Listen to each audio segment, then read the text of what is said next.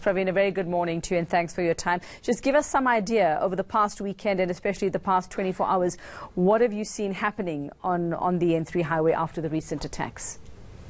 Good morning, Rebecca. Thank you very much. The last weekend was quiet. The weekend previously, we had vehicles that were torched on the N3. There seems to be a trend of vehicles that are being torched, in particular at night.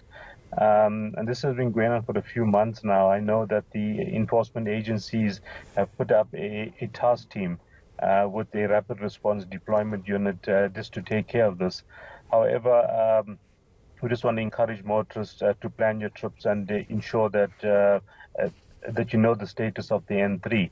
And it's simple. All you got to do is just contact our 24-hour call center, which is 0800 634357. Or follow us on Twitter at N3 Route. We're obviously worried and we're taking this quite seriously in terms of the vehicles that are being torched. It's not only the torching of the vehicles, it's endangering people's lives. And more importantly, the inconvenience and people that are stuck in the backlog, they are more at risk. There's simply nowhere for you to go if you are stuck in the backlog. Praveen, are there certain stretches of the N3? Are there certain parts of the N3 that are more dangerous than others at the moment?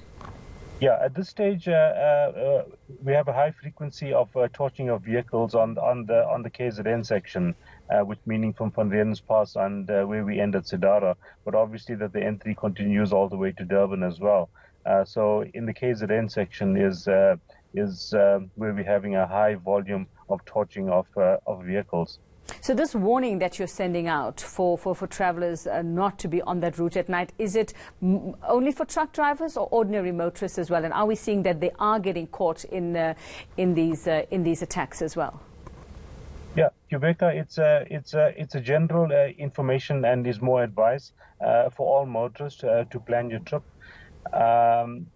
We're heeding, and we've noticed that the torching of the vehicles are mostly at night. So we're not saying do not travel at night. What we're saying is pre-plan your trip, get information on the route and on the status of the route, so that you're not inconvenienced by yourself.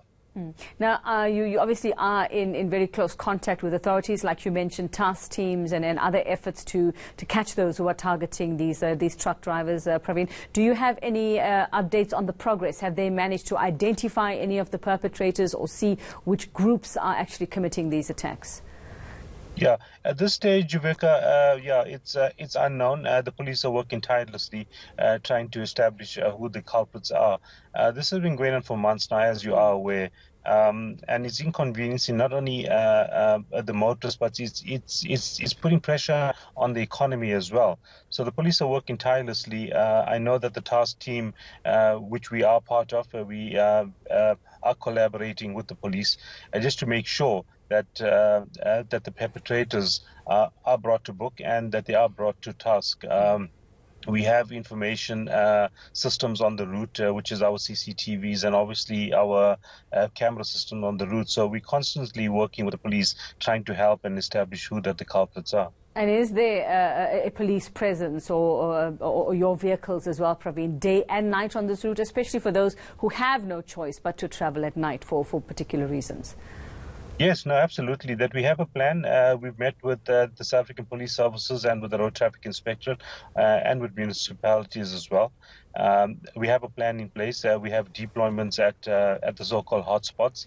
We also have our 24-hour route patrol services, which is patrolling the route, and we're in constant communication with the traffic authorities and with the police. So the moment we see something that does not look right, that we report immediately.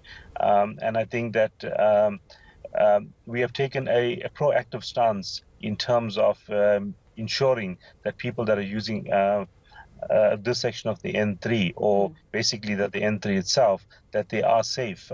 So we are definitely not sitting back and and hoping for the best, that we have got plans in place and that we have got contingencies and we've got good relationships with the enforcement agencies as well. All right, thanks very much for that update, Praveen Sunderlal from the N3 Toll Concession. He's joining us via Skype there. Just that warning, if you can avoid the N3 at night, if you have to travel, do so.